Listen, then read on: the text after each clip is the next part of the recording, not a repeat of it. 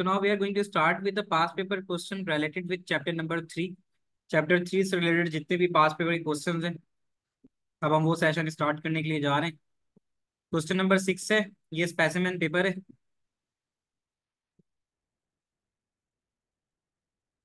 Paper B है। ये थोड़ा डिफरेंट पेपर है।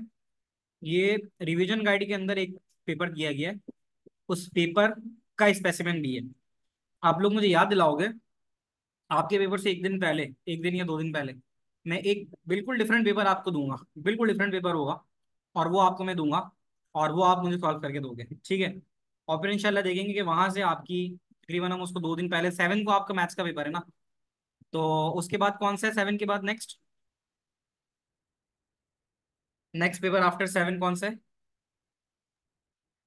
सर मैथ तो मंडे को है। उसके बाद 7 के बाद डेट के हिसाब से चलो, तो 7 के बाद नेक्स्ट पेपर कौन सा आ रहा है? 8 को इंग्लिश है। फिर उसके बाद जी सर, फिर बायो का एटीपी है आई बायो का थिंक। 8, वो किस डेट पर है? सर ये नहीं पता, बट ये जानता हूँ अगले हफ्ते 4 पेपर है। 4 पेपर हैं, ठीक है ना। जी। देखिए इंग्लिश एक पेपर लैंग्वेज में है, आपको, मैथ है, बायो एटीपी और एड मैथ है। हाँ, क्योंकि एक पेपर मैंने आपके लिए ऐसा रखा हुआ है जो आपने नहीं देखा है, वो फिलहाल किसी भी बच्चे ने वो पेपर नहीं देखा होगा, ठीक है। वो पेपर मैं आपको दूंगा, एक बिल्कुल वो न्यू पेपर होगा, and then you will solve it. वो मैं आपको दूंगा और फिर वो आप एग्जैक्टली एग्जाम की तरह करोगे। और इंशाल्लाह फिर वहाँ वहाँ जो आप जो है 13, 14, 15, यानी ये बड़ा खतरनाक तुम्हारे पास टाइम आ रहा है कि जिसमें तुम्हारे पास ये लगातार पेपर आ रहे हैं, ठीक है ना। तो केमिस्ट्री का जिस दिन 14 दोगे ना, उसी दिन आने के बाद मैं एक पेपर आपको दूंगा, ठीक है। आप आके आप मुझे इन्फॉर्म करोगे ग्रुप पे, तो ये जो है हम फिर आ, इसको वो करेंगे, ठीक है।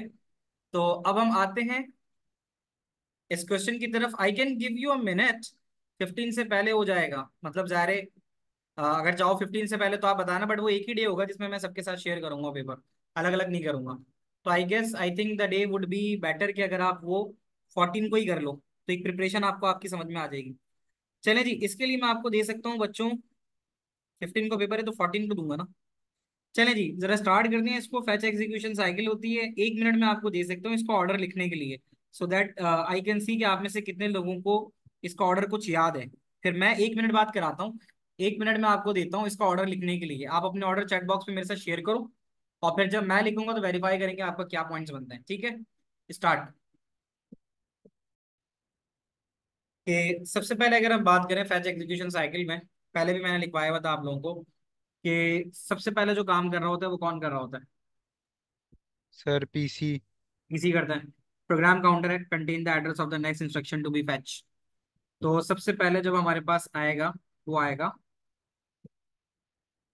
यहाँ पे प्रोग्राम काउंटर, ठीक है। उसके बाद क्या होगा? Sir last one. Last one. जी लास्ट सर। क्या है? This address is copied into the MAR, बिल्कुल सही है। कि कैरम the PC contain the address of the memory location of the next instruction. तो पीसी ने एड्रेस कंटेन किया मेमोरी लोकेशन का, तो वो जो एड्रेस कॉपी किया था वो पीसी से एमएआर में जाएगा। So this is the second thing, order अगर हम लिखें इसका, ठीक है। तो ये सेकंड हो जाएगा। फिर उसके बाद sir first one. Content of the memory address location contain in MAR is copied into MDR, बिल्कुल सही है। जैसे पीसी, एमएआर, एमडीआर, ठीक है। अब क्या होना है? सर चौथा वाला। ठीक है, फिर एमडीआर था, तो ज़ाहिर है जब एमडीआर में कॉपी हो रहा है तो एमडीआर से वो सीआईआर में जाएगा, दैट इज सीआईआर, ये आ जाएगा। उसके बाद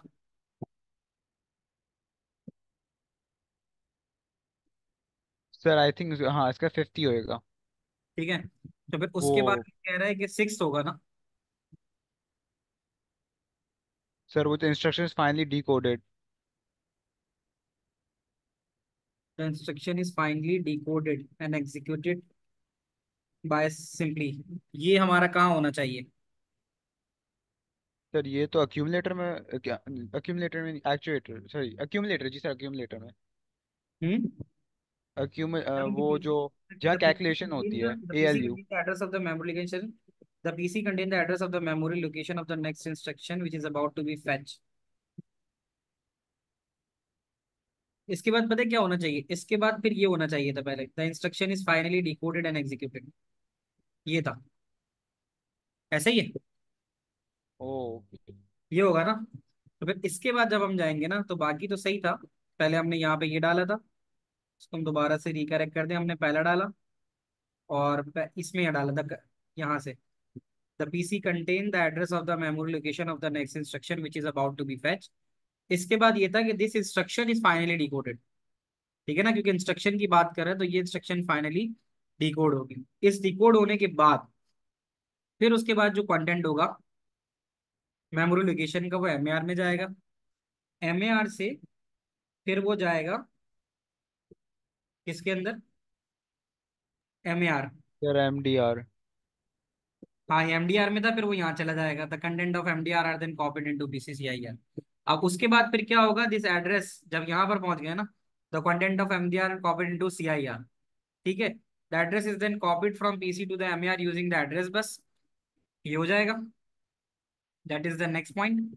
और उसके बाद आखिर के अंदर जो है हमारे पास, the value in PC is incremented by 1। तो ये इस तरह से चला जाएगा इसका order। क्या ये बात समझ में आती है सबको? सर सर क्या MAR और MDR CPU का ऐसा है या नहीं है? क्या होता है? क्या MAR और MDR CPU का ऐसा है या नहीं है? एमएआर एमडीआर, जी सर। ये सब चीजें रजिस्टर्स तो आपके पास इसी का हिस्सा होते हैं ना, यानी कि नहीं सर, लेकिन ये तो मेमोरी यूनिट का हिस्सा हो गया ना फिर। कौन सा? ये MAR और नहीं MDR। नहीं, रजिस्टर्स है ना, रजिस्टर्स की डेफिनेशन क्या देते हो? सर ये टेम्पररी स्टोरेज होता है। हाँ, टेम्पररी स्टोर्स। Temporary store. तो फिर टेम्परेरी स्टोर के अंदर क्या होगा वो? तो वो सारा registers are the temporary storage area within the CPU. तो सर यही, ये भी CPU का हिस्सा होता है ना? कौन? MAR और MDR। तो यही तो मैं कह रहा हूँ ना, ये रजिस्टर्स होगा ना, registers are the temporary storage area within the CPU. तो रजिस्टर्स तो जितने भी टाइप्स ऑफ ओके रजिस्टर्स है वो सर। सारे उसी में आएंगे ना। जी सर, समझ आ गया। ठीक है ना, तो ये हो जाएगा। क्या ये बात समझ में आती है? अच्छा जी जी। सर।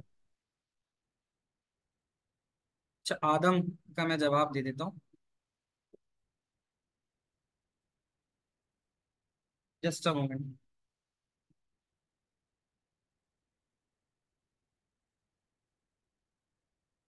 कि सबसे पहले अगर हम बात करते हैं, the first thing we have is program counter से शुरुआत होती है। ये हमारा वन आ गया।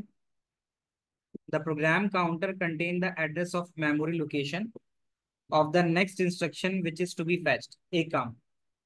फिर ये जो एड्रेस होता है, the PC contain the address of the memory location. अब इसको अगर आप देखो तो फिर this address is copied from PC, ये इसका सेकंड पॉइंट होगा। सही है, फिफ्थ नहीं होगा बल्कि ये इसका सेकंड पॉइंट होगा पहले। The address is then copied from PC to MAR. ये आप बुक से भी देख सकते हो, ये बुक में आपके पास पूरा गिवन है। तो सबसे पहले अगर आप देखो, the PC contain the address of the memory location of the next instruction, यानी पीसी के अंदर जो भी मेमोरी लोकेशन आपने फेच करनी है उसका इंस्ट्रक्शन हो, उसका नेक्स्ट इंस्ट्रक्शन का एड्रेस पड़ा हुआ होगा। फिर वो वाला एड्रेस जो है वो कॉपी होगा पीसी से एमएआर में। फिर इसी डायग्राम को अगर आप देखो, पीसी हो गया तो पीसी से एमएआर हो गया। फिर एमएआर से जो नेक्स्ट चीज जाती है, दैट इज द कंटेंट, ये वाला। ये अपनी जगह बिल्कुल सही है कि content at the memory location contain in MAR are then copied into MDR. तो फिर वो एमडीआर के अंदर जाता है। एमडीआर से फिर वो नेक्स्ट जाता है सीआईआर की तरफ। The content of the memory MDR are then copied and place into the CIR. फिर ये सीआईआर के अंदर चला जाता है।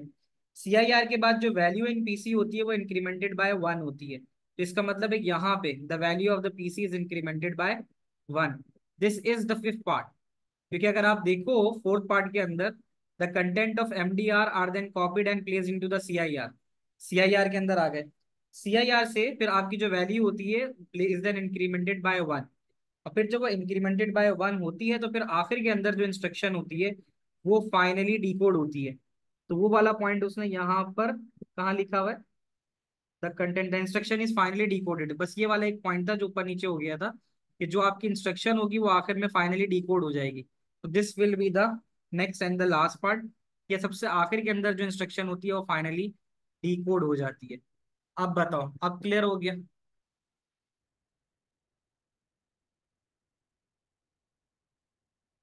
हाँ जी, मुझे वॉइस पे बता दो, चैट पे बता दो। Is that clear? जी सर। जो भी कंफ्यूजन आ रही थी, ठीक है ना? तो अगर आप देखो, इस वाइज के सबसे पहले अगर यहाँ देखो तो सबसे पहले आता है प्रोग्राम काउंटर। प्रोग्राम काउंटर के बाद नेक्स्ट आता है M A R. M A R के बाद नेक्स्ट चीज आती है एम डी आर। देखो थर्ड पे देखो, ये एम डी आर आ गया। एम डी आर के बाद फोर्थ चीज आती है सी आई आर। ये आप अपने पास लिख के रख लो, वैसे भी मैंने पहले भी यहाँ लिखा था। PC, M A R, M D R, C I R, ये तो चार चीजें हो गई। फिर पीसी की वैल्यू इंक्रीमेंटेड बाय 1 होती है, दैट इज पीसी बराबर है PC+1। और आखिर में इंस्ट्रक्शन जो होती है वो डिकोड हो जाती है। तो ये आपका लास्ट पार्ट आ जाएगा। तो पांचवे पे incremented by 1, that is PC+1। और आखिर के अंदर आपके पास इंस्ट्रक्शन जो होती है वो फाइनली डिकोड हो जाती है। तो ये आपका आराम से 5 मार्क का ये बन जाता है। ठीक है। सर हाँ जी। सर इसमें ALU किधर आएगा? एएलयू किधर आएगा? फैच एग्जीक्यूशन साइकिल में एएलयू की बात कहाँ हुई थी? सर वो तो जब CIR में होता है वो तब जो है ना वो हम CIR में जब होता है क्या? अक्यूमुलेटर की बात तो नहीं कर रहे? सर अक्यूमुलेटर वो तो डेटा स्टोर हो गया ना, मैं तो जहाँ हाँ। कैलकुलेशन होने एएलयू की बात कर फैच रहा हूँ। एग्जीक्यूशन साइकिल के अंदर एएलयू की बात कहाँ हुई थी? जब हम सर आई फैच थिंक वो हाँ। CIR के बाद होती है शायद। नहीं, एएलयू की कहाँ बात होती है? एएलयू तो सिर्फ वो पार्ट है आपके उसका क्या कहते हैं, सीपीयू का, जहाँ पे सारी अर्थमेटिक एंड लॉजिक कैलकुलेशंस होती है। जी फैच सर, मेरा एग्जीक्यूशन। मतलब एक्यूमुलेटर, मैं एक्यूमुलेटर की बात कर हाँ। रहा हूँ। अक्यूमुलेटर में तो सिर्फ डाटा लाके रखा जाता है, वो सबसे आखिर में था, सीआईआर के बाद। जब सीआईआर तो में सर आके आपका कैलकुलेशंस किधर होती हैं फिर? हाँ, all the calculations are calculation. done, or all the calculations are done in the accumulator that is placed within the ALU। ALU के अंदर accumulator होता है, वहां सारी कैलकुलेशन को लाके रखा जाता है। तो सर इस साइकिल में वो आता कब है फिर एक्यूमुलेटर? accumulator CIR के बाद आएगा। CIR का सही हो। हम्म। अच्छा जी, आगे देख लेते हैं। PC, MAR, MDR, 4 types of address, explain the function of these 4 registers. Program counter की अगर हम बात करें तो यहाँ देख सकते हो प्रोग्राम काउंटर क्या होता है। अच्छा, ये चीजें ऊपर लिखी हुई भी हैं, ठीक है? अगर आप देखो तो प्रोग्राम काउंटर क्या होता है, program counter store the address of the next instruction to be reach. तो यहाँ पे कहीं ना कहीं लिखा हुआ भी होगा, ये देखो, जो उसमें नीचे सवाल पूछा है कि प्रोग्राम काउंटर के बारे में बताओ, उसकी डिस्क्रिप्शन तो पूरी यही दे दी कि the program counter contain the address of the memory location of the next instruction which is about to be fetch. ये वही चीज है। अच्छा, एमएआर के बारे में पूछ रहा है।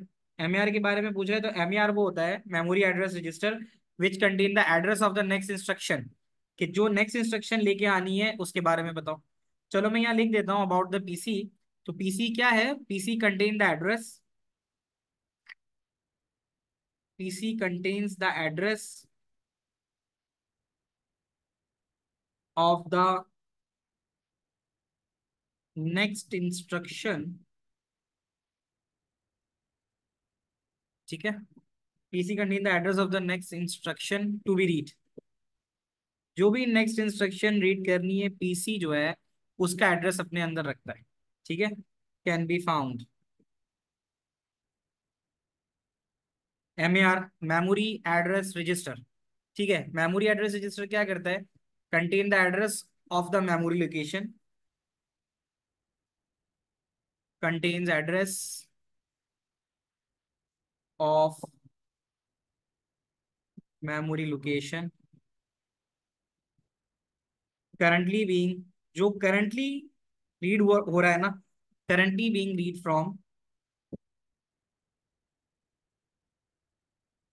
और रिटर्न टू। यानी वो डाटा जो करंटली आप रीड कर रहे हो या जो लिख रहे हो वो सारा का सारा आपका एमएआर में होता है। एमडीआर के अंदर डाटा होता है, ठीक है? एमडीआर स्टोर्स डाटा या contains data that has just been fetch from, जो फेच करवा के लाया गया है। ठीक है, दैट हैज जस्ट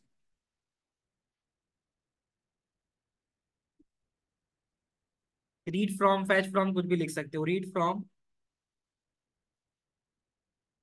मेमोरी और data that is about to be written to. that is about to be written to, ये हो जाएगा, एंड रिटर्न टू मेमोरी आ जाएगा। आगे आखिरी चीज है CIR, करंट इंस्ट्रक्शन रजिस्टर, अभी पढ़ा है, तो हम लिख सकते हैं कि stores the current instruction being decoded, the current instruction being decoded and executed, जो डिकोड और एग्जीक्यूट हो रही है उसको ये स्टोर करता है। तो बताइए बच्चों, यहाँ तक की सारी बातें आप लोगों को समझ में आती हैं अब तक की?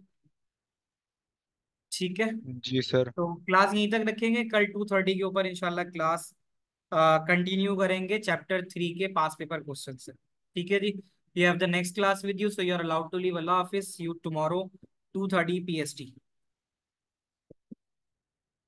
सर P2 का मॉक